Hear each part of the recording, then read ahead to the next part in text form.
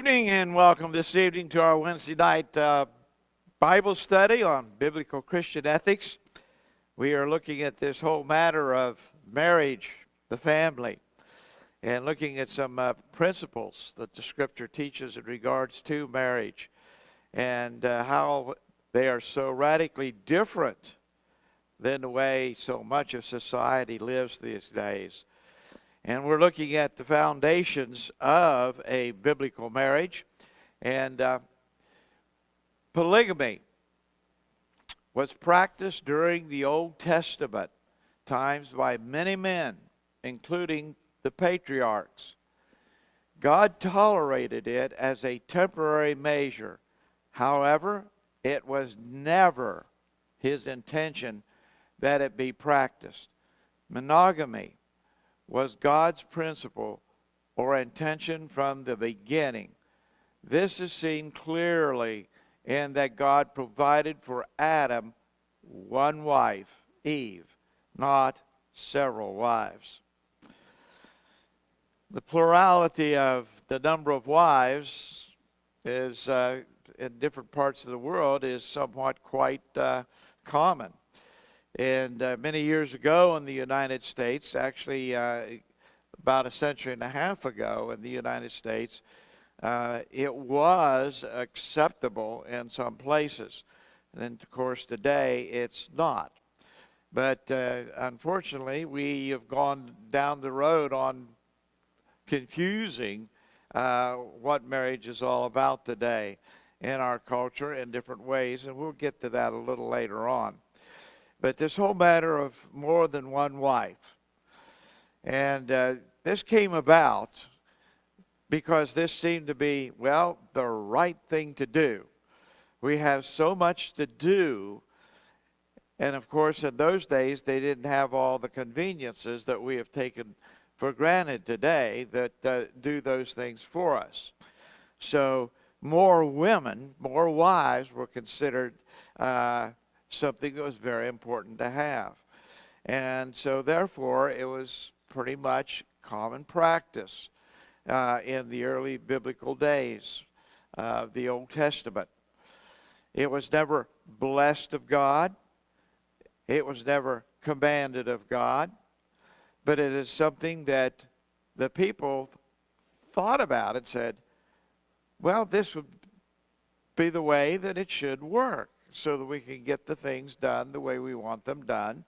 We can have as many children and caregivers for young children as we need by this sort of practice of the multiple wives. But God never blessed this. He tolerated it. And it's interesting how even God today tolerates some sinful things. For a while. For a while. He'll tolerate that. But there comes that day of accountability. Multiple wives or multiple husbands, and there are some cases that exists, far less cases that exists than multiple wives in the world. But nevertheless, this is not God's plan. It's not God's program. It's not God's will. In short, it is simply sinful. It's not putting God where he wants the family to be. It's doing things our way, not God's way. Although Adam, as we see here, had animals for his companions in the garden, God saw that he had a greater need. Hence, the creation of the woman, Eve, within the confines of marriage between one man and one woman. Sex is part of God's divine plan. And this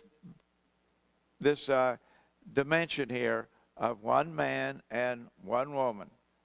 And then few have the gift of celibacy, meaning they have no desire to get married.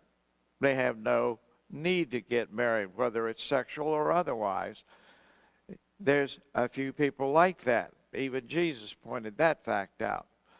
But for most people, it is the will of God for them to marry. That is, a male and a female. And that's the only biblical principle. Nothing else is acceptable for a marriage situation. Now, you know, there's the important thing about choosing a spouse. And today it seems that we don't even hardly think about it. It's whatever appeals to me at the moment, whatever satisfies me at the moment, whether it's the potential wife or the potential husband.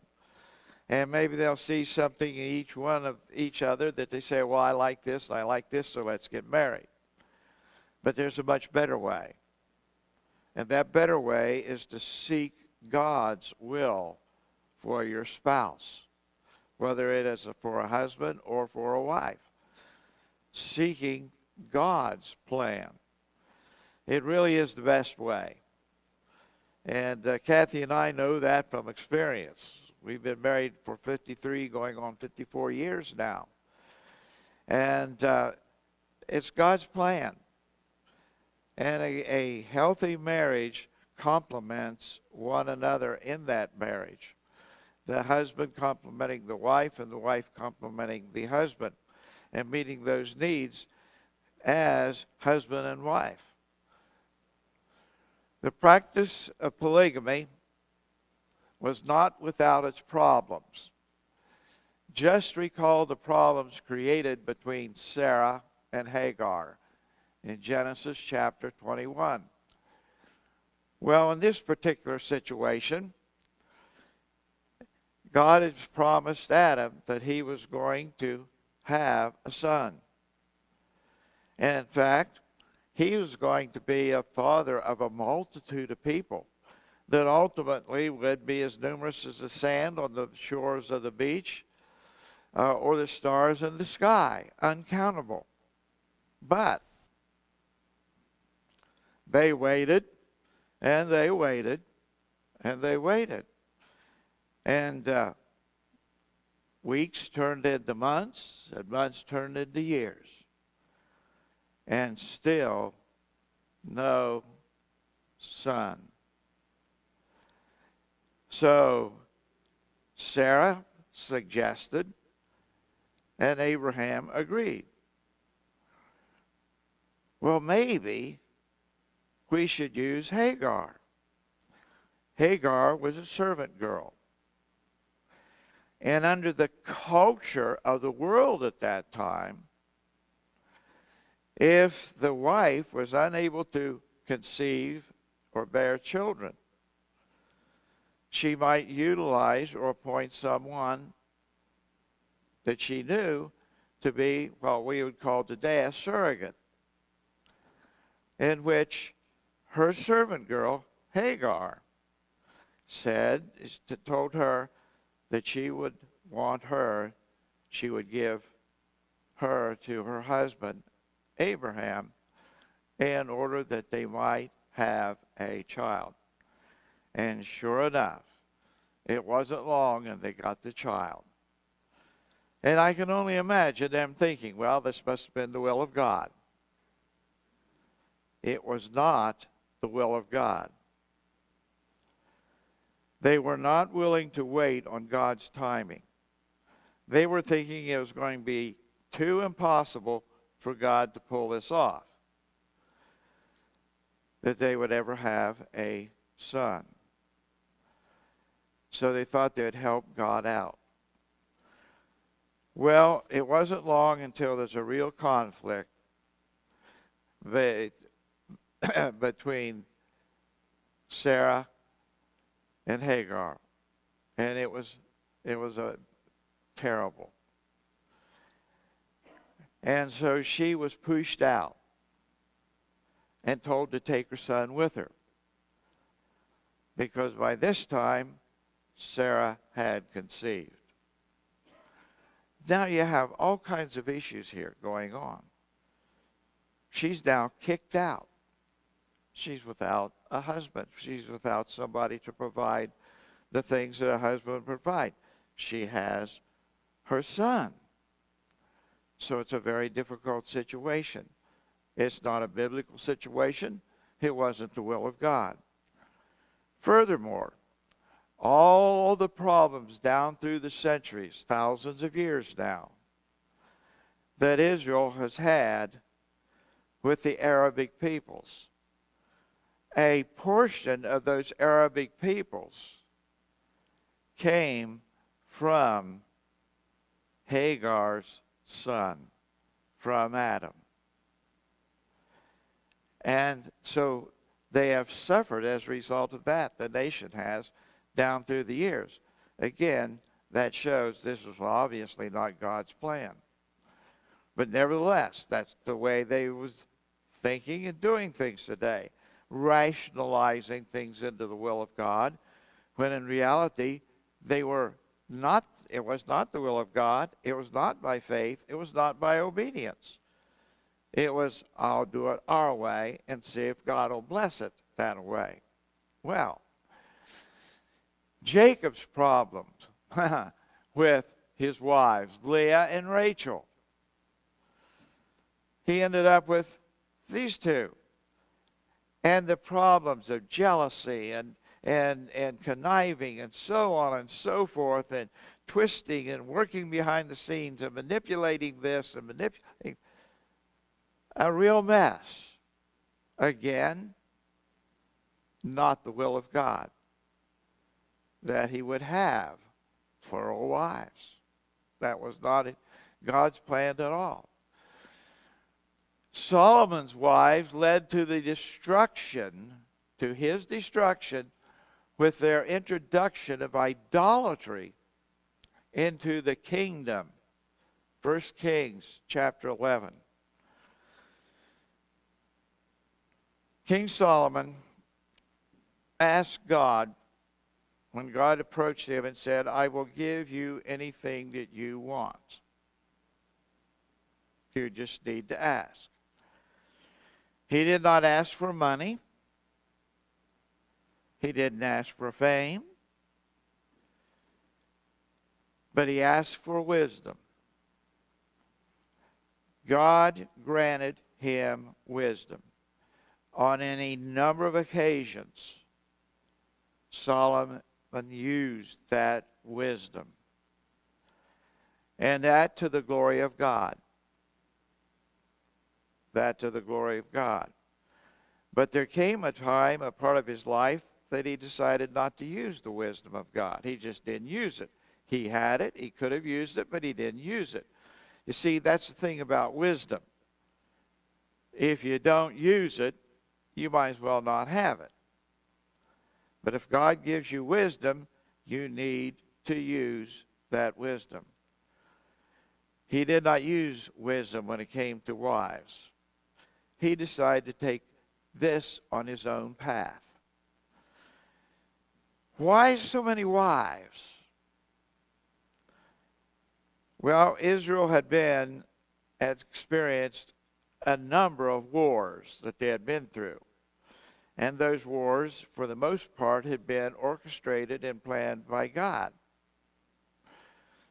But he wanted to bring a time of peace to the land. So he figured that out this way. If I will marry a daughter of the king or the ruler of one of the city-states, countless numbers of them, at least 1,000 or more within the region, they will not attack. We will not have to fight. Because who wants to attack the king who's got one of the other king's daughters as a wife? Well, it did bring peace that way. But it also brought a terrible problem.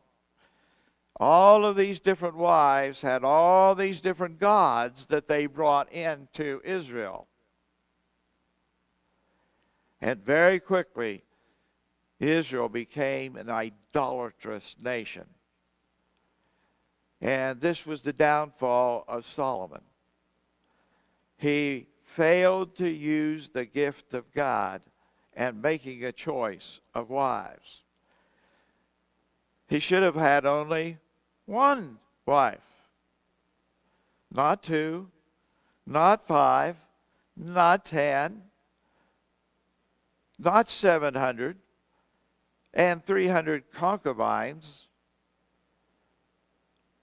No, this wasn't the will of God at all. All of this is out of the will of God. In short, it's sin. And it brought the nation down. Solomon is probably the Bible's greatest example of excess. Polygamy was never God's perfect will.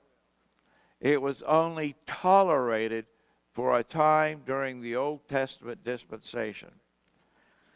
Here's the principle you need to realize. You and I can decide that we want God to give us something. That it is not His will. It is not His revealed will that we have that. But we decide it's best for us to have it. It's what we want. And we're insistent. And when we become insistent with God, He has this tendency to give us what we want, even if giving that to us is detrimental, it is sinful, it does not honor God, and it brings nothing but problems and difficulties to that individual as well as others. Seeking the will of God, who knows all and desires His people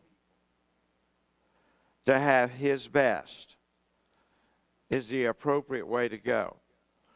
Never disobey the revealed will of God. Never dismiss a principle that is set for a period of time or for eternity. And always consider that for whatever context that was given under. And avoid doing things our way as opposed to God's way. Very important thing that we need to realize in regards to this type of thing of marriage. Now let's look at some passages of Scripture which really becomes challenging, particularly in today's culture here in America. I kind of doubt that these passages are, well, probably in today's culture in America, not too often referred to. Let's consider it. Malachi chapter 2, verses 14 through 15. The overall context here that brings about this passage is that the priests of Israel, who knew God's plan and knew God's will, were violating God's will on the principles of marriage and the family. They were adopting the ways of the world. And this brings about what God instructed Malachi to give as the final instruction of Malachi before the 400 silent years was to occur after his prophecy was finished. Because the Lord hath been witness between thee, the high priests, and the wife of thy youth, against whom thou hast dealt treacherously. The treachery, divorce. The putting away of their wives. It was become commonplace. Well, like it is in America today. Divorce is not the will of God. We can cut that pie the way we want to, but it's not the will of God. And that's why it is very important when you're going to marry is to seek the will of God in regards to marriage. In some rare occasions, he probably will not give you a spouse.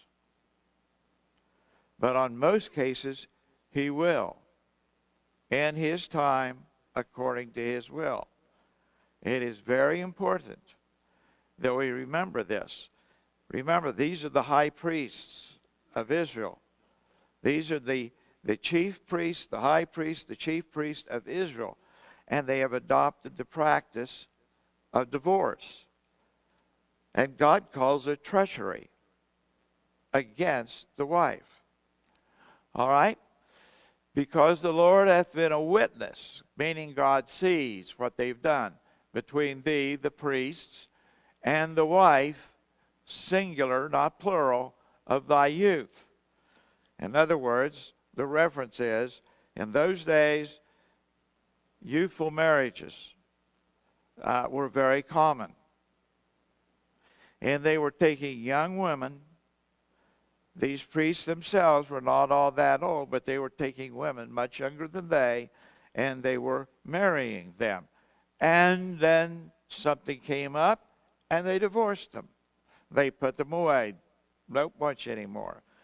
In some cases, they burned the beans, and he says, nope, don't want you anymore. I divorce you, I divorce you, I divorce you. And it's done. Wow. And the wife is out. Something else you need to know. Under the Hebrew law, only a husband could get a divorce. The wife could not. And that's why you will find that the principles always talk about the husband who has gotten the divorce, because the wife couldn't. But God did not want divorce. God never intended divorce to be the situation between a husband and wife. Against whom thou hast dealt treacherously. The treachery here is divorce. Yet is she thy companion, meaning, yet she is still your wife. Even though you got divorced, in the eyes of God, still your wife. Oh, wow. And the wife of thy covenant. The covenant was the document, the legal document of marriage that the priests entered into in order to be married to this woman. A legal document. They violated that document. Again, because marriage was to be permanent, not temporary. All right? And did not he make one? God, speaking here, referring to God, make one. Make one what? One male, one female, married is one. The two become one. We'll see that scripturally. And we'll see the ways that that applies. The two become one, not to be separated. That's an important thing. In the culture we live in today here in America and many places in the world, divorce is fairly easy to get. Well, we don't love each other anymore. We're not compatible. We fight all the time, and we go on and on and on. And it's very interesting, the things that go. The reality is we need to sit down with God and deal with all these issues, because all these issues are actually sinful actions that lead up to the greater sinful actions of divorce. That's why it's important to be sure that when you marry, this is to death do us part. We'll see why as we go through this part of the study. And did not he make one? Yes, that's God's plan. Yet he, the residue of spirit, and wherefore one. the residual of God's plan in marriage was not divorce, but rather the unity of spirit. And again, this is not the Holy Spirit, but the human spirit.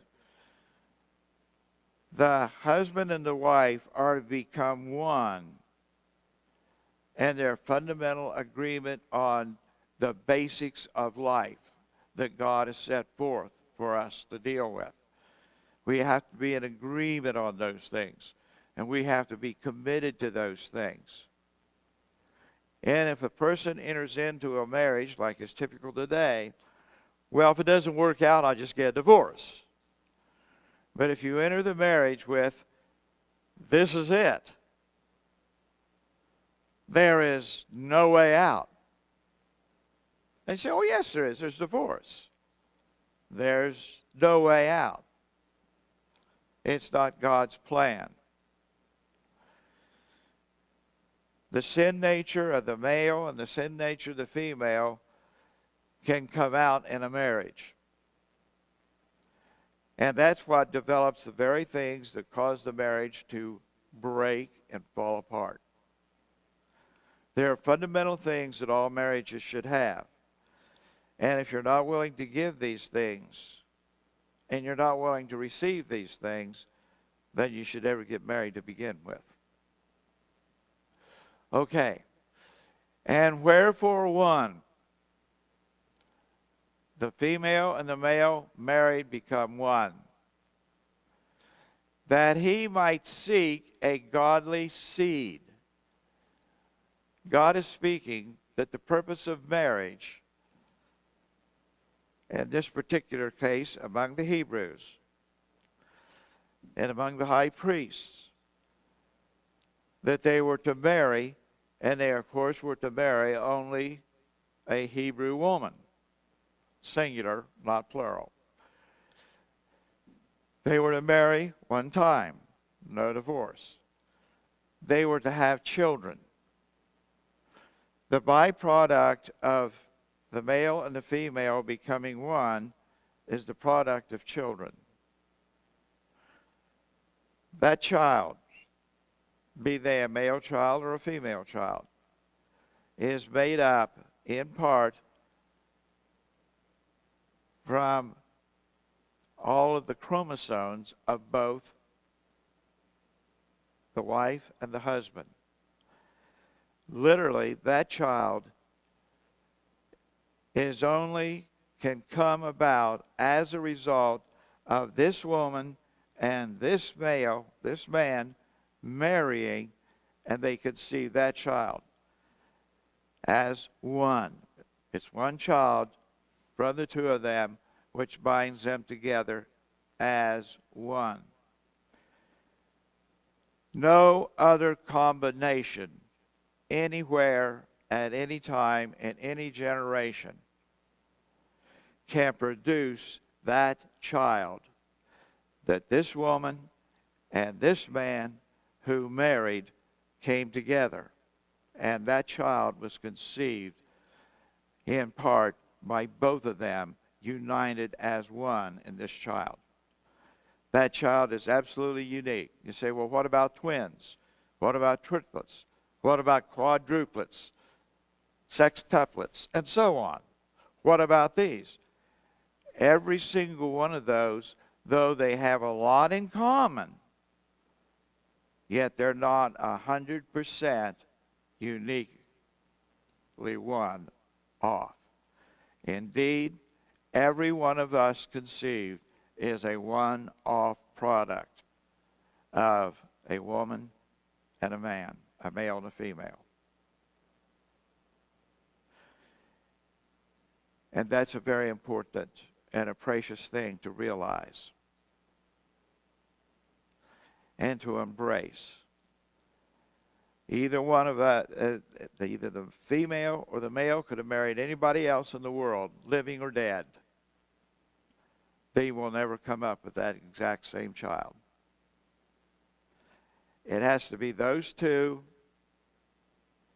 at that exact time of conception. That same type of conception will never occur again. So they have 12 children. They're all going to be one in their parents, but they're all going to be different, uniquely that way. That is very, very important to understand. Well, our time is gone. We will continue with this, and you're going to see some mighty